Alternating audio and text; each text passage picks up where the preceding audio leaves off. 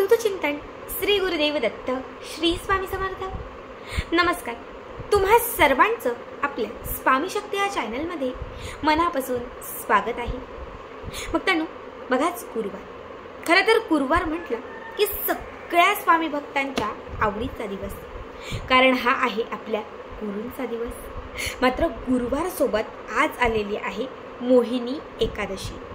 बघा, मोहिनी एकादशी ही मोहिनी निर्माण करण्यासाठी, समोरील व्यक्तीला आपल्याकडे मोहित करण्यासाठी, आपल्या आयुष्यात असणारी जी शत्रुपीडा आहे ही कायमची नष्ट करण्यासाठी मोहिनी एकादशी ही अत्यंत प्रभावी मानली जाते। बघा, प्रत्येक एकादशीनुसार आपण त्यांच्या विशिष्ट सेवा करत असतो, विशिष्ट उपाय करत असतो। जसं की जेव्हा मौनी एकादशी असते तेव्हा आपण मौन व्रत धारण करतो, जेव्हा कामदा एकादशी असते तेव्हा आपण कामना म्हणजे इच्छापूर्तीसाठी विशिष्ट उपाय करत असतो, तर जेव्हा आषाढी एकादशी असते तेव्हा आपण पंढरपूरची वारी करत असतो। तसंच जेव्हा मोहिनी एकादशी येते त्या दिवशी आपण मोहिनी निर्माण करणाऱ्या आणि शत्रूला आपल्या आयुष्यातून कायमचं दूर करणाऱ्या काही विशिष्ट सेवा करत असतो। आज या व्हिडिओमध्ये मी तुम्हाला अशी प्रभावी अत्यंत महत्त्वाची सेवा सांगणार आहे, सेवा किंवा उपाय म्हणा। बघा, आज एकादशीच्या दिवशी तुम्हाला तुमच्या घरात ही एक वस्तू आणायची आहे आणि आजपासून ही एक वस्तू तुम्हाला तुमच्या सोबत ठेवायची आहे। आज एकादशीपासून ही एक वस्तू तुम्ही तुमच्या जवळ किंवा तुमच्या सोबत ठेवली, कधीही तुम्हाला शत्रुपीडा होणार नाही। कितीही मोठा शत्रू तुम्हाला त्रास देत असेल, कितीही तुमच्या जवळचा व्यक्ती तुम्हाला त्रास देत असेल, तर ही एक वस्तू आज मोहिनी एकादशीपासून तुम्ही तुमच्या सोबत ठेवायला सुरुवात केल्याने तो शत्रू जो आहे तो तुमच्या आयुष्यातून कायमचा दूर होईल।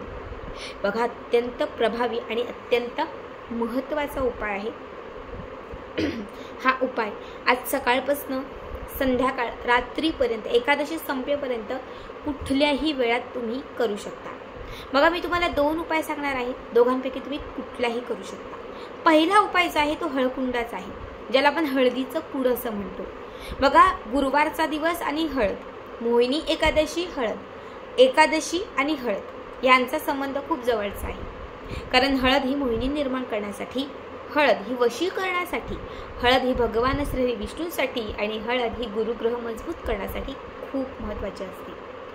तुम्हाला एक छोट्याशा हळदीचा एक तुकडा आज आपल्या घरात आणायचा आहे। आधीच तुमच्या घरामध्ये हळदीचा तुकडा असेल तर तुम्ही तोच घेतला तरीही चालेल। सगळ्यात पहिले काय करायचं, जी हळद तुम्ही म्हणजे हळदीचा जो कुठला तुकडा तुम्ही घेतलेला आहे तो आपल्या देवघराच्या समोर एका पिवळ्या किंवा लाल रंगाच्या कापडावर ठेवायचा आहे, ठीक आहे। यानंतर तुम्हाला एका वाटीमध्ये 21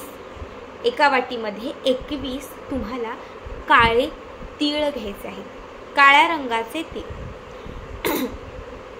आता सगळ्यात पहिले काय करायचं, जे तीळ आपण घेतलेले आहेत त्यातला पहिला तीळ आपल्या उजव्या हातातील या 3 बोटांमध्ये घ्यायचा। एक तीळ उचलायचा आपल्या उजव्या हातामध्ये। हा तीळ उचलल्यानंतर ज्या व्यक्तीला तुम्हाला वश करायचे किंवा ज्या व्यक्तीला तुम्हाला अट्रॅक्ट करायचे, ज्या व्यक्तीला तुम्हाला मोहित करायचे, ज्या व्यक्तीला तुमच्या आयुष्यातून तुम्हाला म्हणजे जो शत्रू तुम्हाला त्रास देत असेल, ज्या शत्रूला तुम्हाला मित्र बनवायचे, अशा व्यक्तीचं नाव घ्यायचं। नाव घेत असताना फक्त म्हणायचंय ह्रीम श्रीम सर्व मोहिनी मोहिनी, ह्रीम श्रीम सर्व मोहिनी मोहिनी वशाय स्वाहा, ह्रीम श्रीम सर्व मोहिनी मोहिनी वशाय स्वाहा। फक्त हा मंत्र म्हणायचा आणि हा काळा तीळ जो आहे तो हळकुंडावर अर्पण करायचा। पुन्हा दुसरा काळा तीळ अभिमंत्रित करायचा, अर्पण करायचा। तिसरा, चौथा असे घेतलेले 21च्या 21ही काळे तीळ तुम्हाला शत्रूचं नाव घेत अभिमंत्रित करत तुम्हाला त्या हळदीवरती अर्पण करायचं आहे, हळदीच्या तुकड्यावर, ठीक आहे।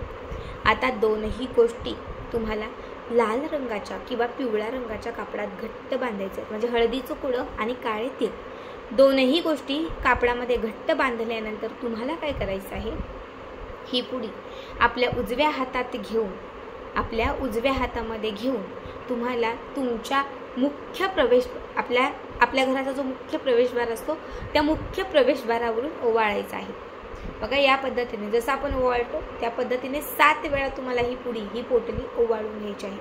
त्याच्यानंतर तुम्हाला घराच्या बाहेर जायचं आहे, तुमच्या घराच्या बाहेर जायचं आहे जिथे तुम्हाला तुमचा शत्रू राहत आहे असे माहिती आहे।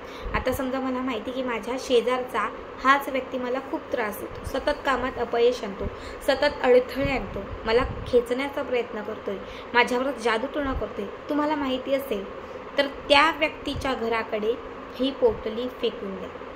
समजा तुमचा शत्रू थोडासा लांब राहतोय, अगदी एक गाव सोडून राहतोय, पण तुम्हाला तरीही हा उपाय करायचा असेल तर प्रयत्न करा, त्याच्या घरी जा आणि तिथे गेल्यानंतर ही जी पोटली जी आहे ती गुपचूप त्याच्या पायरीवर किंवा त्याच्या तिथे सोडू द्या.